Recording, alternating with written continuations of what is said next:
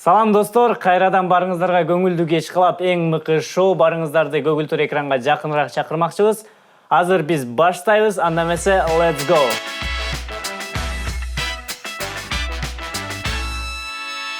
Бүгүн бизде конокто эстрада ырчысы, теле алып баруучу Асель Кадырбекова. Саламатсызбы? Кош келипсиз. Жок, рахмат. Асель айым, сизди бекеринен үйгө чакырган жокмун. Үйгө чакырган себеби үйдө мындай кенен кесир отуруп, ар кайсы темаларга сүйлөшүп, кандайдыр сырларыбыз болсо бөлүшүп дегендей. Көпчүлүк шоу бизнестин акыркы ушактарын ушакташып отурабыз ушул жерден. Дагы бир эрежебиз бар бизде. Келген коноктор үйдөгүдөй кийиниш керек. Сизге атайын азыр кандай үйдө кандай жүрөт деп бир аз фантазия кылып көрдүк. Ошого кийим даярдап коебуз. Ошо кийимди кийип келиңиз. Андан соң биз улантмакчыбыз. Ана эмесе достор, тосолуңуздар, дагы бир жолу бир убакта бардык кыздар Нурлан Насиптин аркасынан жүгүрүп жүргөндө бул кыз анын алдында жүгүрүп жүргөн кыздардын бири болчу. Кыргызстандагы эң таанымал келиндердин бири жапжаш келинка Асель Кадырбекова бизде конокто.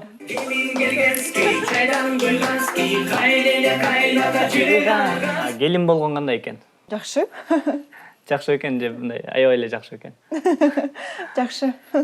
Асель айым, айтсаңыз, көпчүлүк уккусу келет, билгиси келет дегенде, Нурлан үйдө кандай жигит экен, кандай күйөө болуп атат? Кечке эле уктай берет экен деп. Бүт эле айтып эле болбогондой. 12 чейин уктайт, андан кийин тамак ичет, кайра уктайт деп эле. Негизи ушундай эле. Ушундай элеби? Тамаша. Негизи боорукер, жардам берет мага кээде, билет эмне дегенде. Идиш аяк жууп этөбүз, адаттагыдай эле. Жок, эми сөзсүз түрдө мен көп жылдан бери эрке кыз болчумун, өзүм жалгыз өскөнмүн. Чын айтсам, үйдө көп жумуш кылбачумун. Ал эми сөзсүз түрдө келин болгондон кийин билбейм, кыла албайм деген нерсе болбош керек. Любой жумушту уруп атасыз катары менен.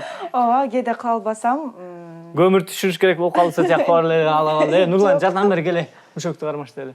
Жок, жардам беришет. Жакшы. Социалдык тармактарда аябай Асель Кадырбекова кандай келин болуп аткан деген видеолор да көбөйүп кетти. Асель Кадырбекова ич чагарын тазалап атат деген видеолор чыгып атат.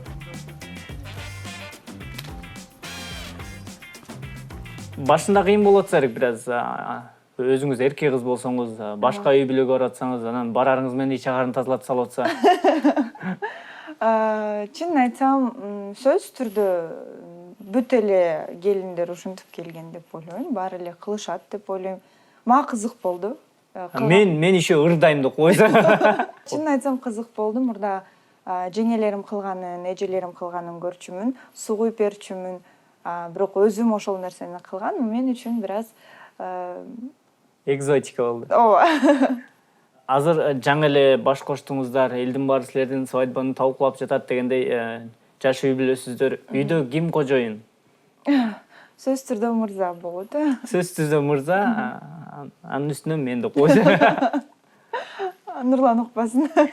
Нурлан үйдө мындай кандай? Эрке балабы үйүндө же эң улуу баласыбы, кандай алып жүрөт өзүн? Эң кичүүсү балдардан эчтеке кылбай эрке болуп өскөн экен.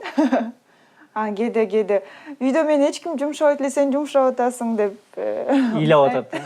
Айтат. Кожоюн деп айтып калдык, анан үй бүлөнүн бюджетин ким карап атат? Апам. Неме бар да, шеф бар да үйдө. Кайненеңиз кандай болот? Катуу кармап атабы же аябай жеңил болуп атабы сизге? Ырчы келиним деп аябай эле эркелетип атабы? Мен оюмча эркелетип атат. Эркелетип атат. Апам күнү түнү бир нерсе кылып эле жүрө берет экен. Ошондуктан мындай жеңилдетүү да. бүт нерсени өзү деле кылып коет. Башка кайненелерде болуп, ай келин тигини кыл, муну кыл дебей, кээде Башка өздөрү кылып. кайненелерди чындап билбейт экенмин, бирок мен үчүн жакшы деп ойлойм да. Кайненеңиз менен мамилеңиз аябай ысык экен да. Көпчүлүк үй бүлөлөрдө күйөөсү иштеп келет, аялы үйүндө тозуп алат, тамагын жасап, аркы берки болот. Силердин үй бүлөдө экөөңөр тең иштеп келесиңер, үйгө келгенде кандай кыласыздар? Чипси жеп алып жатып аласыздар? Жок, бизде деле ошондой. Көбүнчө Нурлан тойлорго. Нурлан иштеп келет, мен чипси даярдап коем деп койсуң. Күксү. Тамаша. Тамак менен кадимкидей эле тосуп алам. Кайсы тамакты Нурлан жакшы көрүп жейт? Мантыны жакшы жейт. Мантыны жакшы көрүп жейт. Мен жакшы жасаган тамакты деп койсуң. Мен макаронду жакшы жасайм, бирок макаронду жактыра бербейт. Макаронду мен жактырам. Конокко келиңиз. Адрес каякта деп коеюн. Бизде бир оюн бар. Сиз Нурланды канчалык жакшы тааныйсыз, канчалык жакшы билесиз деген оюн. Биз ушул экранда Нурландын дене мүчөлөрүнүн кандайдыр бөлүгүн гана көргөзөбүз. Нурланбы же Нурлан эмеспи деп аталат бул оюн. Анда эмесе даярбыз, Кетик. Бул Нурланбы? Жок. Туура, бул Нурлан эмес. Бул Иван деп кой. Бул Нурланбы же Нурлан эмеспи? Жок. Туура таптыңыз, бул Нурлан эмес, бул Роберт. Кийинкисирөөт, бул Нурланбы? Жок. Бул Ли Мин Хо. Бул Нурланбы? Нурлан. Нурлан. Эмнесин таанып койдуңуз? Саатынан. Саатынанбы? Бул Нурланбы? Жок. Бул жанагы эле кореец. Бул? Нурлан деп кое берейинчи. Бул Нурланбы? Мурунунан тааныгызчы гана эми. Жок. Бул жана японец. Нурлан. Нурлан точно. Элдин бар тишинен таанып атса бул Нурлан. Жок. Нурлан эмес. Балким деп элечи. Нурлан экен. Мурун жаңы үйлөнгөн 2 жашты отко киргизишти да. Азыр жаңы үйлөнгөн 2 жашты Инстаграмга киргизип коюшту сразу элечи, дароо эле ошо. Анан өкүл апаңар урмат жана Неле болуптур. Бул экөөңөр чогуу чечтиңерби же ким чечти? Апам атамдар чечишти, Нурлан тараптан. Анан кийин бул нерсени укканда мага да абдан жакты. Мындай эмне дегенде үлгүлүү үй бүлө, ошондой болсок экен деп, тарбия алсак экен деп. Мындай үй бүлөнү деле сакташ кыйын го, жөнөкөй эле чыгармачылык эмес эле. Чыгармачылыкта эки эсе кыйын да үй бүлөнү сакташ. Эмне дегенде ар бир кыймыл аракетиңди эл байкап турат, эл көрүп турат да. Анан сындап турушат. Азыр эмне туура эмес кыймылдап койсоң деле, жөтөлүп койсоң деле, Жөтөлүп койсузбу? сынга кабыл атабыз, ошондуктан кыйын. Сын демекчи, аябай сындап атышат, социалдык тармак болобу, ошол интернет болобу, каякта болбосун, Асель Кадырбекованын көйнөгү 275 миң экен депчи. Чын эле ушунчалык кымбатпы? Негизи ар бир кыздын өзүнүн кыялы болот да, көйнөгүм мындай болсо экен деп. Мен кыялымды Нурланга айттым, ушундай көйнөк болсо экен деп. Нурлан болсо, макул, сенин тилегиңди ишке ашырайын деп. Ушул көйнөктү Мисалы, мен 275 миңге караколдон той өткөрүп койсо болот да, бирге 2 жаштын тоюн өткөрүп койсо болот. Анан бир чети бул деле туура, эми элдин алдында, элдин оозунда жүргөн адамдар болгондуктан мындай 275 миңдик көйнөк кийген делечи. Эгер арзан алып койсоңор, аны да сөз кылмак, туурабы? Негизи чында абдан талкууланды, тоюбуз деле, ошо көйнөгүм деле, көйнөгүм эң биринчи талкууга илинди окшойт. Эң негизгиси бирөөнүн ашын урдап жеген жокпуз, же болбосо бирөөнүн акчасын Колдон келсе алыш керек, колдон келбесе. Бул күнү түнү Нурландын эмгеги, күнү түнү талыкпай эмгектенет. Канча тойдон чыкты ошол? Өзүнөн сураш керек. Ал мага айтканда бир тойго $700 чыкканда, азыр ошондо санасак канча болуп калат? $700, 275 миң бир. 20дай той иштебеген окшойт, аябай. Жакшы. Музыкалык билимиңиз барбы? Жок, музыкалык билимим жок. Мен өзүм юристмин. Высшее образованием бар. Бирок ушу музыкальныйга окуп турмун. Бир гана мындай кызыгуум болду окшойт. 16 жашыман чыгармачылыкка келгем, алып баруучу катары болуп. Анан ошол жерде жүрүп ырчылардан интервью алып, Карасам анча деле дашпайт экен деп койчу. жок, абдан кызыктым да. Бактыгүл Бадыевага биринчи интервью алып, ушунчалык таасирленгем да, ошол кезде абдан популярдуу болчу. Азыр Бактыгүл Бадыева сиз жөнүндө ошентип айтып атат. Аябай кыялдан томуш. Селянын кандай популярдуулук кайра келсе да.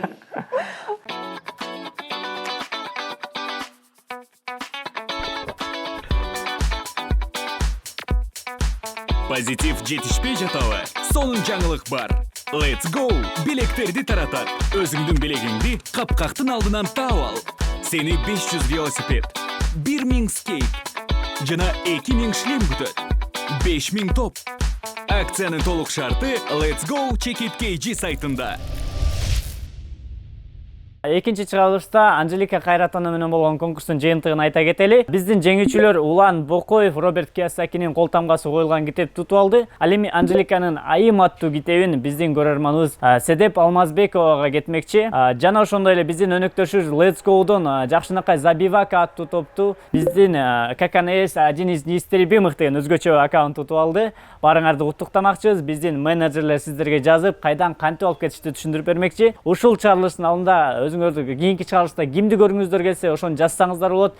Биз ар бир ой пикирди эске алуудабыз. Барыңыздарга чоң рахмат. Достор, азыр биз Асил айымдын канчалык кыйын, канчалык мыкты келин экенин текшермекчибиз. Биз секундомер менен коебуз. Бул жерде 10 чыны бар. 10 чыныга канча убакыттын ичинде батыраак чай коюп бүтөсүз деген. Тизип алсам болобу? Азыр биз секундомерди старт басабыз. Ошондон кийин сиз бүт өзүңүз каалагандай тияка чай саласызбы, өзүңүз билесиз да.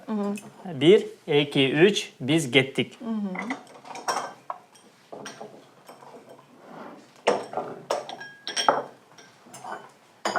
Кайнилерге де жардам берип аткан.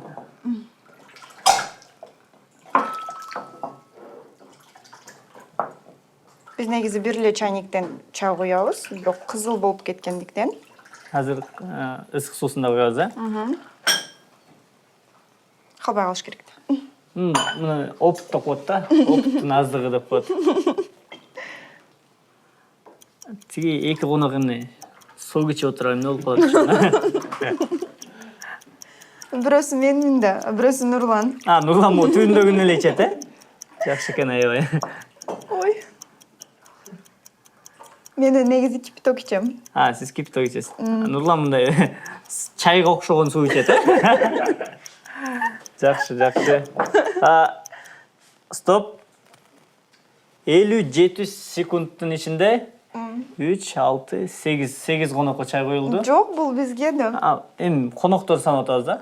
Бул кипяток сиздики, анан чайга окшогон жүшеске окшогон чай бул Нурландык, Асел Кадырбекова мыкты келин экенин далилдеп 57 секундтун ичинде ушунун баарына чай коюп ийди. Мыкты экенсиз. Рахмат. Анда эмесе биз андан ары интервьюбузду улантмакчыбыз. Тойлордо ырдайсызбы? Эгер ырдасаңыз, сиздин ставкаңыз канча? Мен негизи ырларым тойго ылайыктуу эмес, тилекке каршы. Кээде ырдап коесуз. Кээде чакыруулар болгондо ырдап калам. Той бул ырчынын ырыскысы. Той абдан жакшы нерсе. Абдан жакшы нерсе көрүп атабыз, 275 күндүк көйнөк экен. Сизден мындай суроо, Нурланды кантип эркелетесиз жана Нурлан сизди кантип эркелетет? Эми бул эки адамдын ортосундагы нерсе айтпайм. Айтпайм. Жем бир-эки сөз мүмкүн. Сыра. Бир сөздү айтып койсоңуз кантип эркелетесиз? Эми биз кыргыздардын баары эле ушинтип эркелетсе керек, жаным деп. Эң эле банальный. Ушуну сыргыт кылып аттыңар эле. Жок, бул эми мындай үстүнө чыгарган нерсе да. Сынга кандай карайсыз? Негизи эле социалдык тармак болобу, ошол интернетте болобу, же мындай эле көчөдөн кезип алып бирөө айтып ийсеби дегендей? Жакшы эле карайм. Бул нерсеге такшалып деле бүттүк. Иммунитет түзүп алганбыз да. Эмне дегенде басып турганыбыз сынга калгандыктан. Сен кичиндеп калсар да.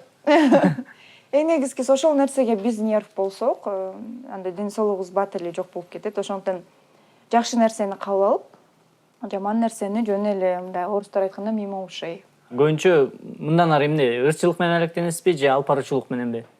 экөө тең чыгармачылык сферада болгондуктан кийин тигинде бунда. Бирөө экинчисине тоскоол болбойт. Асель Кадырбекова Нурлан Насипке турмушка чыккандан кийин фамилиясын өзгөрттүбү? Жок, бул нерсени Нурлан өзү макулдугун берди. Өзү деле айтты. Өзү макулдугун берди, эми Нурлан Кадырбек болуп чыгат деп койсо. Жок, өзүм фамилиям деле калдым. Сиз өзүңүз шоу бизнесте ырчылыктагы теле алып баруучулук менен да алектенчүсүз. Анан мындай суроо, Кыргызстандагы эң мыкты ырчы ким? Эми Нурландан башка да? Мырзалардан Нурлан, айымдардан Асель Кадырбекова. Ооба, болду, башка эч ким жок дейт. Тамаша. Эми азыр бирин айтсам экинчиси кап болуп калат. Эми капы болгон эми бул ар кимдин өзүнүн баасы десек жаңылышпайбыз. Сөз түрдө мен үчүн биринчи менин жолдошум Нурлан. Жок, андан башка. Анан кийин мага Мирбек Атабековдун ырлары жагат. Мага да жагат. Анан макарон жакшы жейм деп кой. Айымдардан Анжелика деп ойлойм. Анжелика айымдардан эң мыкты ырчы, жигиттерден эң мыктысы Нурланды санап алганда Мирбек Атабеков экен да. Негизи бул менин эле көз карашым да. Бир гана Асель Кадырбекованын көз карашы, анан эртең хит парад кылып ийбегиле. Кыргызстанда эң мыкты айым Анжелика экен деп. Асель айым, бизде жакшы оюн бар. Уккум келбейт деп аталат. Бул жөн гана оюн. Биз азыр кулагыбызга наушник тагабыз да, бири-бирибизге кандайдыр сөздөрдү айтабыз. Ошол сөздөрдү эриндердин кыймылдашына карап табышыбыз керек. Анда эмесе кийинки оюнубуз Уккум келбейт деп аталат. Анда эмесе let's go. Биринчи сөз кошумча. Кошумча. Колум, Кошумча. озум, Кошумча. бутум, Кошумча. чак, акча. Кошумча. Кошумча. Всё. Коён. Коён, Всё. Костюм. костюм, Жакшы. Сушняк. уялчак, Сушняк. стулчак, чай, Сушняк. кружка. Да? Сушняк. Сагыз. Сагыз, Всё. Чокой. кой, Чокой. чокой, Жакшы. Макияж. макияж, Мандраж. макияж. Всё. Бүттү. Не дедиң? Мандраж.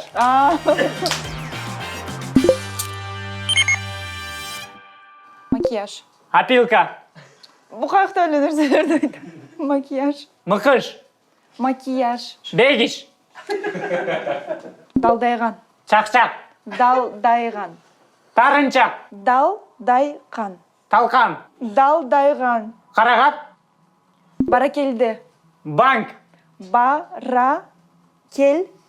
Бака жалбырак. Баракелде. Кандек. Шашлык. Шашылыш. Шашлык. Жүдөмүш. Шашлык. Шашлык. Баклажан. Багачар. Баклажан. Бактылуу. Баклажан. Баткакчак. Баклажан. Кирпич. Ништяк. Шлак. Ништяк. Ништяк. Мафия. Пафос. Мафия. Профилактика. Мафия. Плавание. Мафия. Плавки. Павлин. Мал. Мафия. Швейная. Па.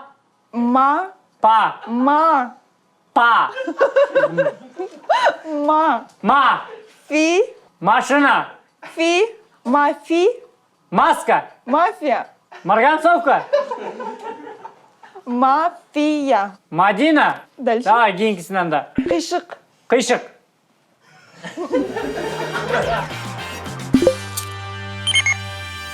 Алдыга койгон максаттарыңыз кандай? Эмне пландап атасыз? Жаңы ырлар качан чыгат? Клиптер болобу? Буюрса, азыр клиптин үстүндө иштеп баштадык. Клиптин үстүндө иштей баштадык, ал кандай мындай? Телефон деген чыгармам бар. Бул клипти негизи турмуш куру электен мурун тартып баштаганбыз, бирок тилекке каршы мындай үлгүрбөй калдым да тартканым. азыр буюрса мына 2-3 кадр калган. Ошондо бул клипте Асель Кадырбекова турмушка чыкканга чейинки кадрлар бар До экен. после. Өзгөрүлөр дароо көрүнөт экен да жакта. Нормально көчөдө мындай шадырап кетип баратыр, эски аягында мындай жолукчан чыга калып. Биз Нурландан ушундай суроо сураганбыз. Балайын каякта өткөрөсүңөр деген. Сиз кантип жооп бересиз? Билбейм. Сиз неде солойсуз? Неме Египетте өткөрөбүз, Нурлан билбейт окшойт деп койт. Эми билбейм, балким бүт эле кыздар да ушундайдыр. Турмуш кургандан кийин жолдошуң сөзүн угасың, ошондуктан Нурлан эмне деп айтса ошол. Ошондой болуп калат. Ошондой болуп калат экен. Үйлөнүш керек экен.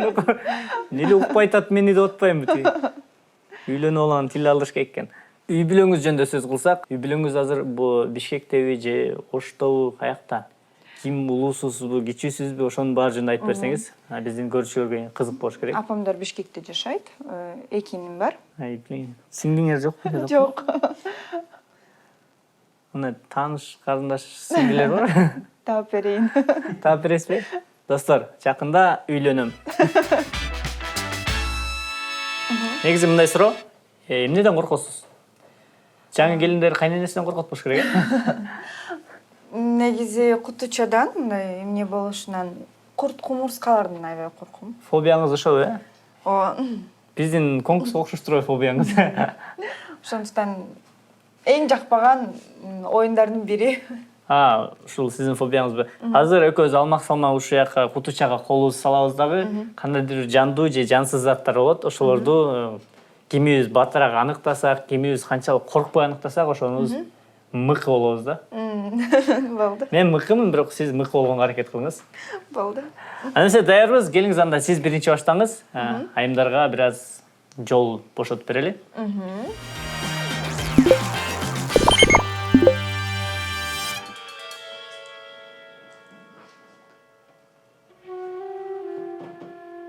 Тирүү эмеспи?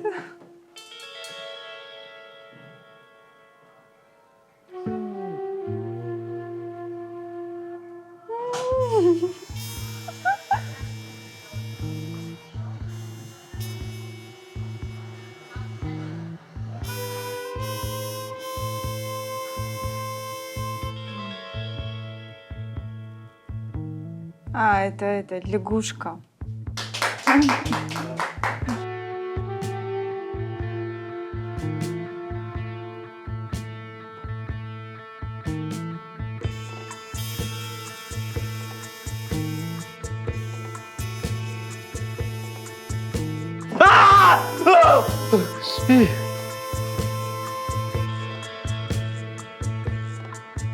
Тиштеп атпайбы?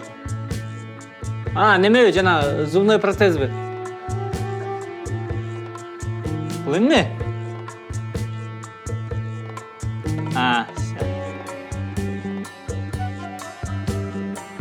Оюнчук бака экен бул.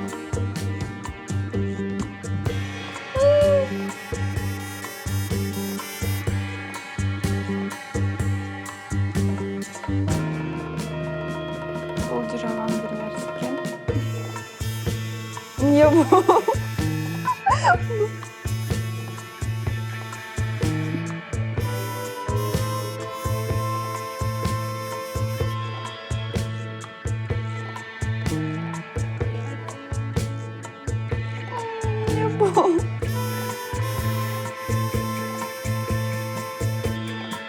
Топ.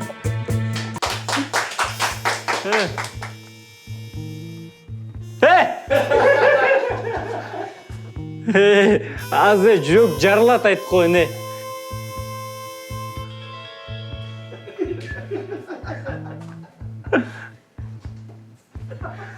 Бака экен, э?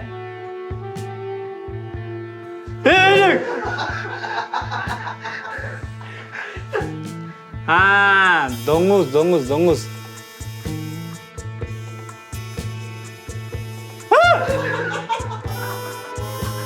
Пружина. Тараканбы?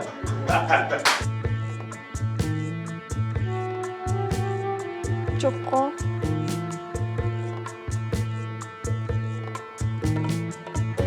Шарик.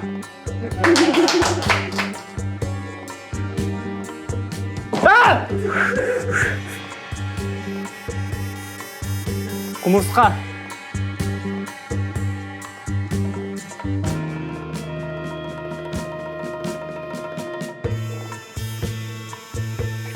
Утун эле кармоо болду окшойт, Жанагы страшный бир жаныбар экен да. Же кумурска сыяктанган ичинде.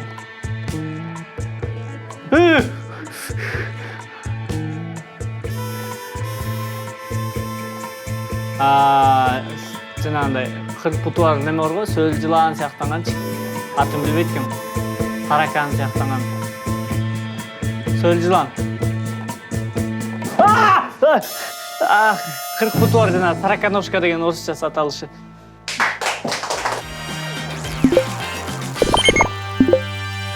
Сиз теле алып баруучусуз, ырчысыз, дагы кайсы тармакта өзүңүздү текшерип көрөйүн деп атасыз? Мисалы, актриса болгуңуз келбейби? 2-3 мындай эпизоддук тасмаларда катышканмын.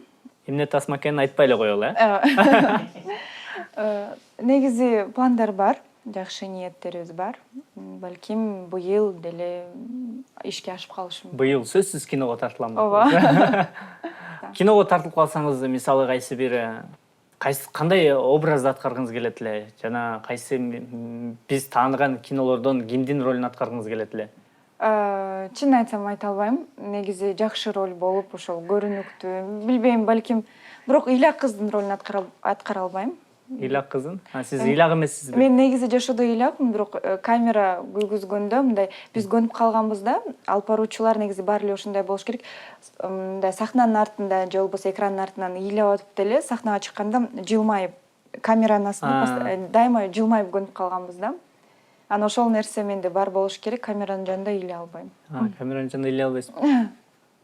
Камераны алысыраак алып койчу да. Сиз азыр камерага айтып коесузбу, жана министрдин кызынын махабатындагы Мадинанын ролун аткаргым келет деп? Жок. Тамаша. Сиз алып баруучу катары профессионалдуу, мындайча айтканда, өзүңүз көптөн бери алып баруучусуз. Мен биринчи жолу алып барып атам мындай теле берүүнү. Мен кандай алып барат экенмин? Жакшы. Чагып атабы? Бирок мен камеранын жанына барып ыйлай берем. Же ал туура эмес болуп калабы? Жоксон, ар бир адамдын өзүнүн таланты, шыгы бар, аудиториясы бар да.